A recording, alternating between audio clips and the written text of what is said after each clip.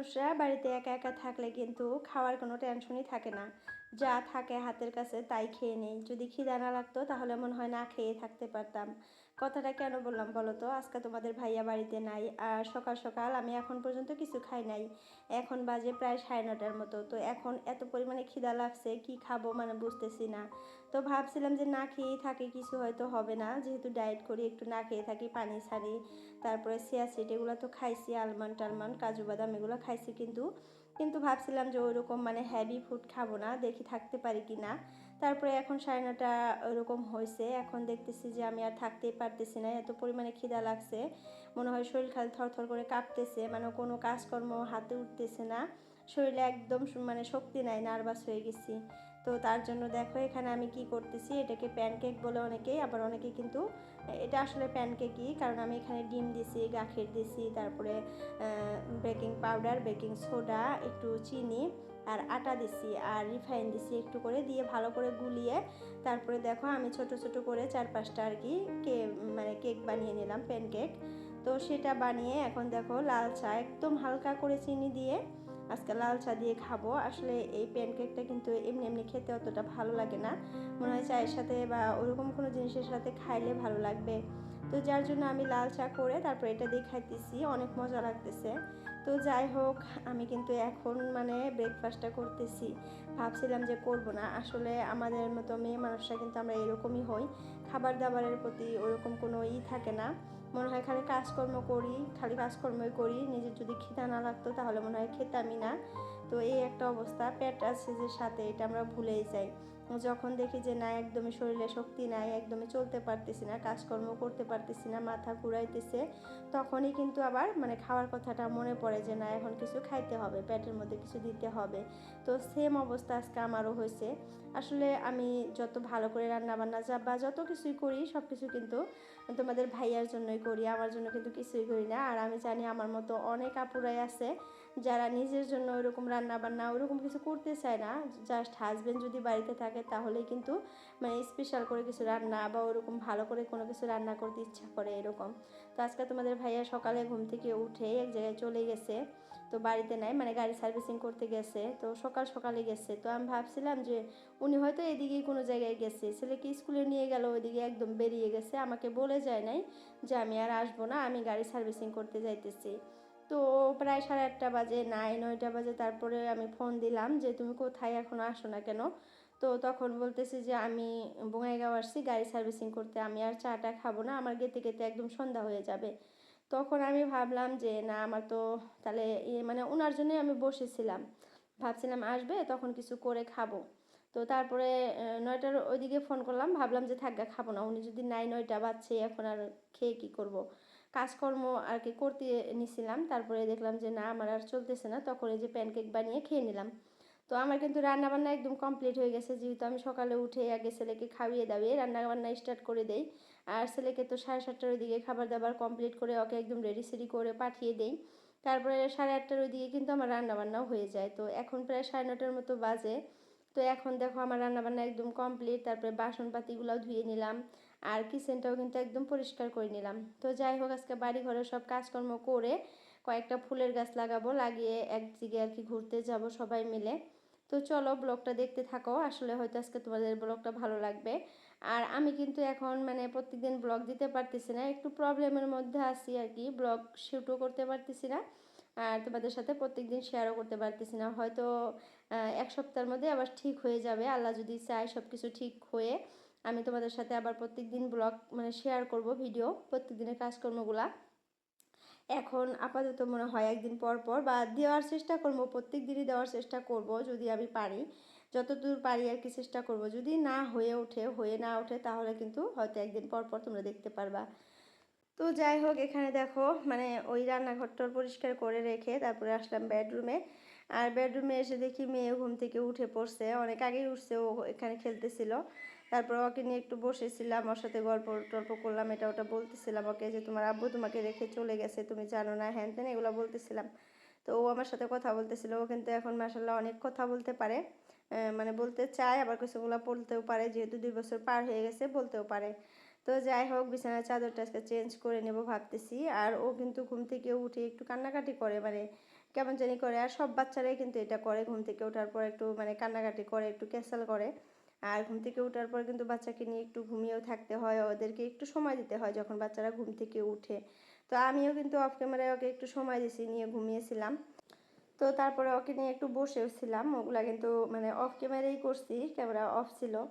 তো যাই হোক, এখন দেখো ও বসে আছে বিছানার উপরে। ওকে এত বলতেছি যে আম্মু একটু খেলা করো, আমি বিছানাটা ভালো করে গুছিয়ে নেই, কিন্তু কে শোনে কার কথা, ও বিছানায় থাকবে। তো থাকুক, ভাবলাম যে ও বিছানায় বসে থাকুক, আমি তাড়াতাড়ি করে এদিক দিয়ে ওদিক দিয়ে মানে ঠিক করে নিই। একটু কষ্ট হয়, মানুষ বিছানায় থাকলে বিছানা পরিষ্কার করতে একটু কষ্ট হয়, যেহেতু একটু টান টান করে বিছানা পারতে মানে পছন্দ করি ঠিক করতে।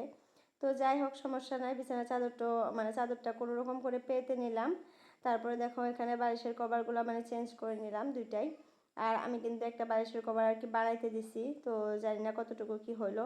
ওইটাও কিন্তু আমি লাগাবো, মানে কোল বালিশটা যে আছে লম্বা বালিশটা, ওইটার জন্য একদিন কিন্তু তোমরা হয়তো দেখছিলা আমি একটা নাইটি কেটে বালিশের কাপড়ের জন্য আর কি বের করছিলাম। তো সেইটাই কিন্তু আর কি দর্জিকে দিছি যে একটা বালিশের কভার বানিয়ে দিয়ে। তো উনি আর কি বানিয়ে দেবে, জানি না কতদূর কি করতেছে। তো যাই হোক, এইদিকে দেখো বিছানাটা পরিষ্কার করে কাঁথাগুলো ভাঁজ করে নিলাম। আসলে তোমরা হয়তো ভাববা যে এত গরমে কাঁথা কেন, আসলে মানে কম্বল বের করতে হয়, কারণ রাতে যে এসি দেয় এত পরিমাণে ঠান্ডা লাগে, মানে কাঁথা দিয়েও কিছু হয় না, পরে কিন্তু আমরা মানে এসিটা বন্ধ করে দেই এরকম। তো কাঁথা তার জন্য তিনটা, একটা ছেলে নেয়, একটা তোমাদের ভাইয়া নেয়, একটা আমি আর মেয়ে নেই।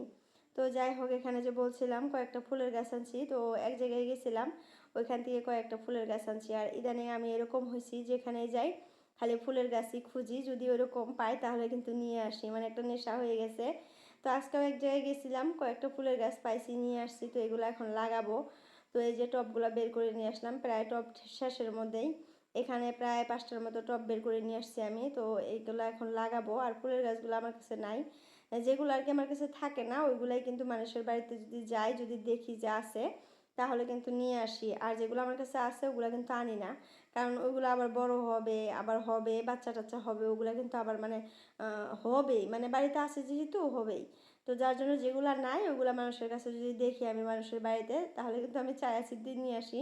ফুলের গাছ চাইতে আমার লজ্জা লাগে না, আমি নিজে ইচ্ছায় বলি যে আমাকে এই ফুলের গাছটা দিবেন, যদি দেন তাহলে নিব। তো তারপরে মানে বলার পরে দিয়ে দেয়। তো যাই হোক, আমি একটা রিলেটিভের বাড়িতে গেছিলাম, তো ওইখানে কয়েকটা আনকমন ফুলের গাছ দেখলাম যেগুলো আমার কাছে নাই। তারপরে আমি বললাম যে আমি এই ফুলের গাছগুলো একটু নিব। আর অনেক হয়েছিল, একটা দুইটা থাকলে চাইতাম না, অনেকগুলা ছিল, তার জন্য চাইছি। তারপরে দিছে, একটু একটু করে কেটে কেটে দিছে। তো যাই হোক, ওগুলাই এখন ভাবতেছি লাগিয়ে দেই। আর কয়েকদিন লাগবে এগুলা মানে বড় হইতে বা লাইগা ধরতে আর কি, ছোট ছোট যেহেতু। আর ডালও দিছে দুই তিনটা। তো এগুলো এখন এই যে লাগিয়ে দিতেছি। আর ঘরের সামানটা কিন্তু ফুল গাছ দিয়ে প্রায় ভরেই গেল। আর বাড়ির সামনে তো একদম মানে সবজি গাছ দিয়ে একদম ভর্তি হয়ে গেছে পুরা। তোমরা যেমন বলছিলা যে বাড়ি, নতুন বাড়ি, তুমি সবজি টবজি গাছ টাছ লাগাও, খুব হবে। তো লাগাইছি, এত পরিমাণে হয়েছে এখন, এখন দেখলে আমার মাথা ঘুরায়, মানে কি আর বলবো। সকালে ঘুম থেকে উঠে যখন দরজাটা খুলি, খুলে যখন ওই গাছগুলা দেখি না, মাথাটা এমন লাগে মনে হয় বাড়িটা একদম পুরা বন জঙ্গল হয়ে গেছে। মানুষ বলবে যে এটা বাড়ি না জঙ্গল। তো ভাবতেছি যে আর কোনো দিন আমি সবজি গাছ মানে উঠানের মধ্যে লাগাবো না, উঠানটা একটু পরিষ্কার করে রাখার চেষ্টা করব। কারণ মানুষ না এলে বলবে যে এই বাড়িতে মনে হয় মানুষ থাকে না, গরু থাকে। এই একটা অবস্থা হয়ে গেছে। তোমাদের সাথে আমি শেয়ার করবো একদিন ভালো করে কি অবস্থা হয়েছে আমার ঘরের সামনটা। মানে জানলার উপরে এত ভোল গাছ হয়েছে, ভোলের গাছ যে এত বৃদ্ধি পায় আর এত সার পাইছে, মানে নতুন মাটি যে, তার জন্য গাছগুলো এত পরিমাণে মানে বাড়তেছে, গ্রো করতেছে, এত ডোগা হইতেছে, এত বড় বড় পাতা, মানে কি যে করব, ভাবতেছি যে গাছগুলো কেটে দিয়ে নাকি। আবার মায়া লাগে, এত সুন্দর হয়েছে কেটে দেবো, মায়া লাগে। মানুষ কিন্তু বলে যে গাছ একটা হয়ে উঠলে কাটতে লাগে না, কাটলে মানে খারাপ হয়। দেখো তো, ওই যে দেখো অল্প অল্প দেখা যাইতেছে, দেখো কি অবস্থা দেখা যায়, দেখো তো এরকম ঘরের সামনে থাকলে কেমন লাগে বলো। ঘরের সামনটা দেখো কেমন গাছ দিয়ে ভর্তি হয়ে গেছে, এগুলো সব ভোল গাছ। আর এর মধ্যে কুমড় গাছ আছে, মিষ্টি কুমড়া গাছ আছে, করলা গাছ আছে। কিন্তু এই ভোলের গাছের জন্য ওই গাছগুলো দেখাও যায় না। আর ওই গাছগুলোতে এখন ফলও আসতেছে না। করলা ধরে, দুই তিনটা করে করলা ধরে, কিন্তু মিষ্টি কুমড়া গাছে মিষ্টি কুমড়া ধরবে না, কারণ এই ভোল গাছের শ্যামাতে মিষ্টি কুমড়া গাছটা একদম ভিতরে পড়ে গেছে। তো ভোল গাছের পাতাগুলো এত বড় বড় হয়েছে একদম বলার বাইরে, আর এত পরিমাণে ডুগা ছাড়তেছে, চাইরো পাশ দিয়ে খালি মানে সাপের মতো ডোগাগুলো ন্যাল ন্যাল করে। আমি ভেঙে দেই, আবার উপরে তুলে দেই, এরকম, কিন্তু ফল ধরে নাই। এখন পর্যন্ত একটা ভোলও ধরে নাই, এই একটা অবস্থা। কিন্তু ওই পাশে একটা গাছ আছে, ওই গাছে আবার অনেক ভোল ধরছে, ওই গাছ থেকে আমি ভোল খাই, মানুষকে দেই। আমি কিন্তু খাই না, একদিন ভাজি করছিলাম, তোমাদের ভাইয়া খেতে চায় না, তার জন্য আর খাইও না। মানুষকে দেই, মানুষকে বলি যে যখন লাগে যেমন লাগে আইসা আইসা আর কি নিয়ে যাইও, নিয়ে খাইও। আর এত পরিমাণে বুড়া হয়ে গেছে ভোল, তোমাদের সাথে একদিন শেয়ার করবো, আমি দেখাবো। তো যাই হোক, ফুলের গাছগুলো লাগাইলাম, ফুলের গাছগুলোতে পানিও দিলাম। আর এই পাশে দেখো কত ফুলের গাছ হয়েছে, কি সুন্দর করে ফুলগুলা ফুটে আছে, দেখতে কত সুন্দর দেখা যাইতেছে। আর একটা কথা তোমাদেরকে বলি আপুরা, যদি আমাদের বাড়িতে আর কি ভোল গাছটা না থাকতো, মাঝে বাজার থেকে যদি ভোল কিনে আনতো তোমাদের ভাইয়া, তখন কিন্তু ভোল খেতে অনেক মজা লাগতো। এখন যখন বাড়িতে হয়েছে, এখন ভোল দেখলে বমি আসে। আসলে মানুষ বলে না, যেটা নিজের থাকে ওইটার কদর থাকে না, আর যেটা কিনে আনা হয় টাকা দিয়ে ওইটা অনেক মূল্যবান হয়ে যায়। তো ওই কথাটা আমার সাথে একদম মিলে গেছে। ভোল বলো, বটবডি বলো, বেগুন বলো, এগুলো এখন দেখতে ইচ্ছা করে না, কারণ এইগুলো বাড়িতে হয়েছে। আর যেগুলো নাই, ধরো চাল কুমড়া এটা নাই, মিষ্টি কুমড়া নাই, এগুলো মনে হয় বাজার থেকে কিনে আনলে তাহলে অনেক মজা লাগবে খেতে, এরকম একটা অবস্থা। তো যাই হোক, তোমাদেরকে বলছিলাম না, বাড়ির কাজকর্ম করে এক জায়গায় ঘুরতে আসবো, এই যে চলে আসছি। সব কাজকর্ম করে দুপুরে গাও চাও ধুয়ে খেয়ে দিয়ে তারপরে সবাই মিলে বেরিয়ে পড়ছি। আর জায়গাটা এত সুন্দর, নদী একদম সেই বড় একটা নদী, ওর উপরে একটা ব্রিজ। আর এখানে মানে কুশালের রস খাইতেছি আমরা সবাই মিলে গাড়ি থামিয়ে। আর এত সুন্দর বাতাস দিচ্ছিল এখানে, অনেক ভালো লাগতেছিল, কারণ নদীর বাতাস অনেক ঠান্ডা। আর এটা কিন্তু আমার মানে ভিনি হয়, তোমরা কি বলো জানি না, কেউ কেউ দুলা ভাই বলে, কেউ কেউ ভাই সাহেব বলে, কেউ কেউ মানে জিজু বলে। মানে এটা আমার বোন জামাই, বড় বোন জামাই আমার, কিন্তু নিজের বোন নাই, আমার খালাতো বা মাসির মেয়ের মানে জামাই। তো আমি কিন্তু ইনাকে নিজের মতোই আর কি, নিজের ভাই সাহেব বা নিজের বড় ভাই এরকমই মনে করি। কারণ ইনি আমাকে অনেক হেল্প করে, আমাকে আমাদেরকে আর কি, আমাদের পুরা ফ্যামিলিকে অনেক সাপোর্ট করে, অনেক হেল্প করে। তো যাই হোক, সবাই মিলে কুশালের রসটা খাইলাম। আর মানে ভিনি আমাকে বলতেছিল যে তুমি তোমার ভিডিওতে নিতেছো, সবাইকে বলবা যে এটা আমার ভিনি। আমি বললাম হ্যাঁ বলবোই তো। তো যাই হোক, তারপরে খাইয়া দেয় আবার এই যে রওনা দিলাম যাওয়ার জন্য। তো যাই হোক, কোথায় গেতেছি কি করতেছি এগুলো আর বললাম না তোমাদেরকে। তো আজকের ভিডিওটা তোমাদের কাছে কেমন লাগলো কমেন্টে জানাও। আর যদি কেউ নতুন আসো, আমার চ্যানেলটা সাবস্ক্রাইব করে দিও, সাথে থাকা অল বাটনটা ক্লিক করে দিও।